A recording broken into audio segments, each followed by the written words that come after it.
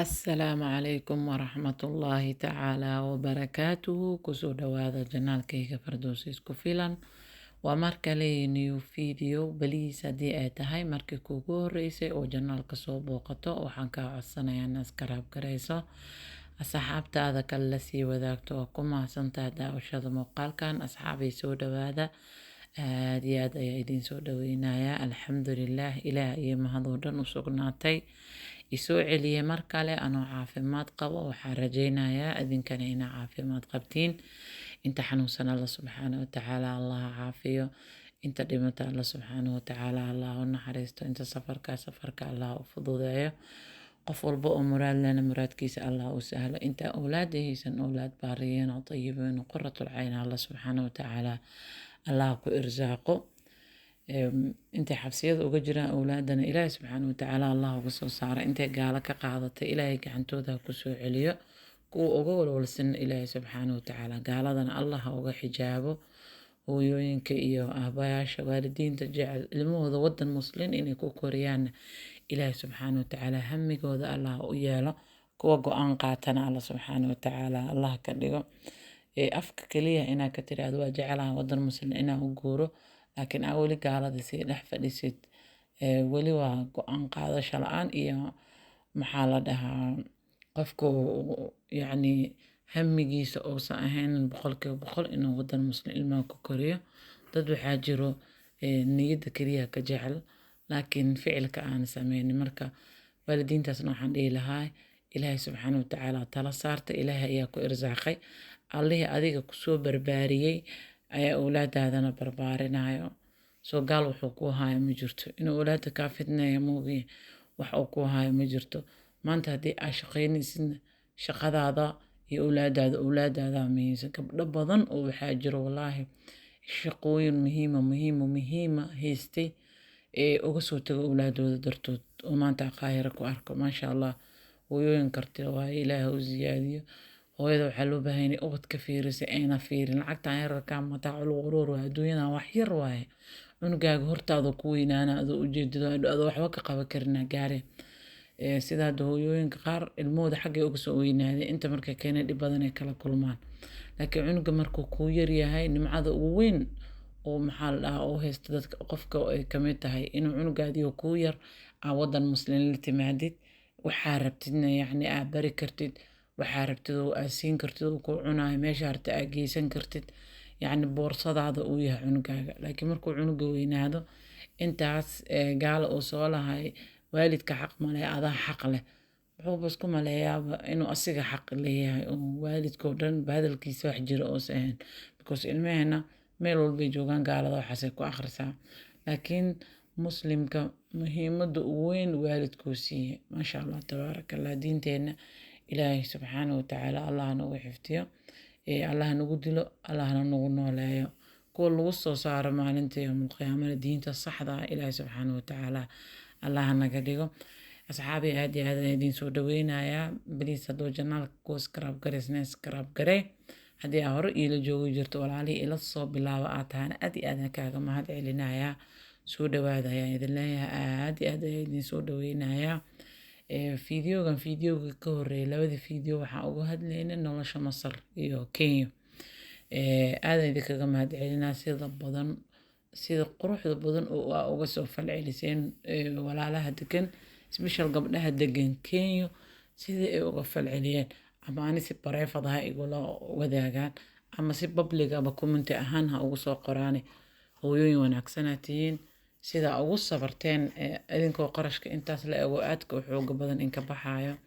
ayadoo ilmihiina aad loo garaacayo, idinkoo waxbarashadii meesha ku qanacsanaynin oo waxa u imaateen aydan haysan, haddana weli qaarkiin 3 sano 4 sano oo joogo.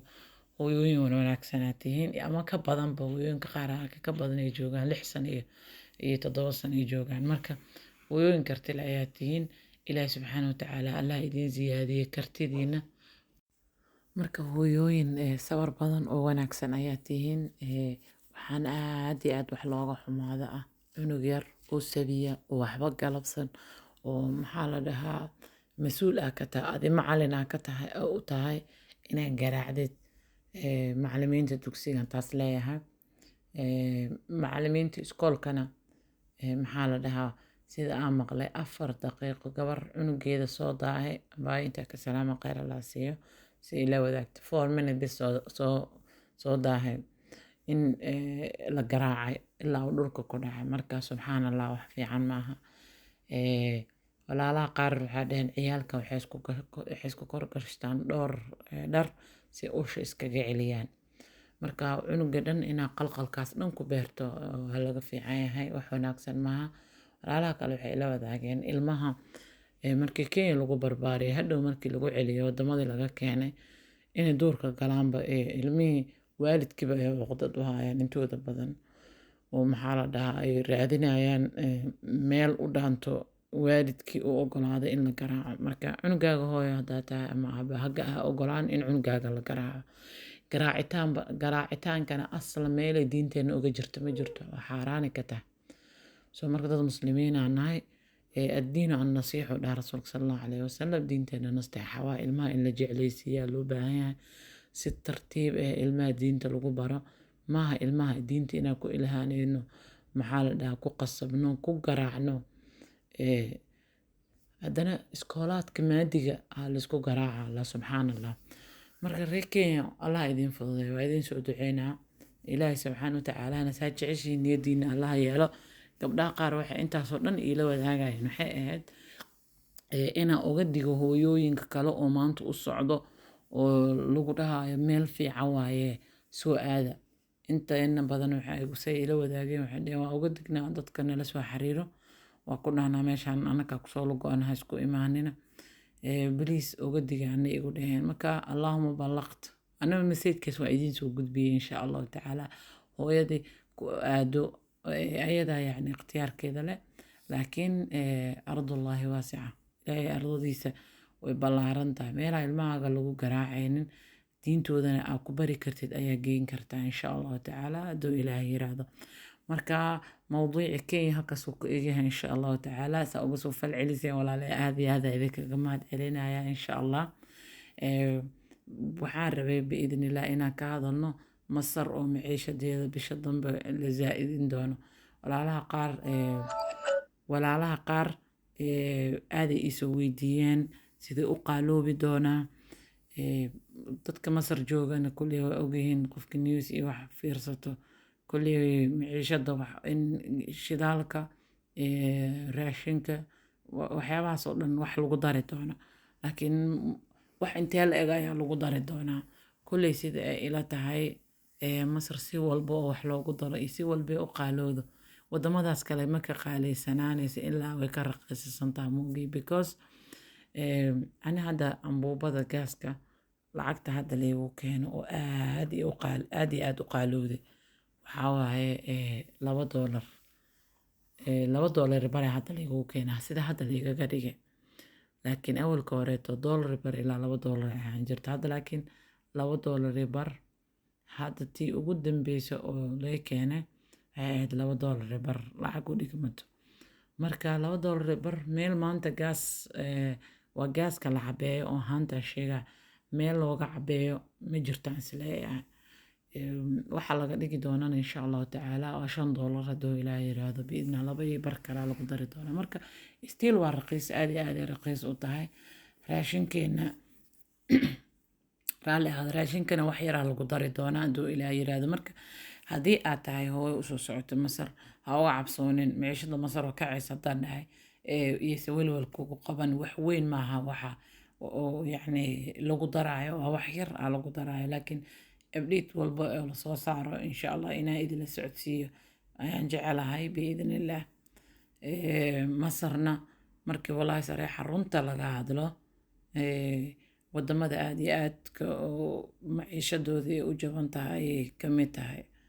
xataa wadankeeni way ka jaban tahay marka insha allahu tacaala fiidiyooga ka xigo waxaan uga hadli doonaa Soomaaliya biidn illaahi tacaala hadduu ilaahay yiraahdo walaalaha qaar oo arkaa Daarusalaam qof joogta noo soo horeysa oo idhahay insha allahu tacaala qof Daarusalaam joogtana biidn illaah waa idin wareysa doonaa qofka xamar caadiga ku nool biidn illaah waa idin wareysa doonaa insha allah waxaan rajeynayaa janaalka inaa meel sare gaarsiin doontaan anna waa soo dadaalaya idinkana inaad sare iisii qaadi doontaan biidnillaah saa iila socotaan aad iyo aad aan idinkaga mahad celinayaa mar walbaba dhiirigelinta ay la garab taagan tihiin saa fiidiyoyadeeda u sheer garaysaan please select ku badiya insha allah like badan saara biidnillaah aad iyo aadna waa idinkaga mahad celinayaa biidnillaah waxaan idin leeyahay jimco mubaarak maanta waa yoomu tarwiya ducadana hala badiyo maantoo kaleetood maalinka 8aad oo dulxaj waaye ducada aad iyo aad u wanaagsan tahay waa maalinkii mina la joogo ilaahay subxaana wa tacaala dadka xijinayana acmaasha allah ka aqbalo annagana allah noo kaso salaamu calaykum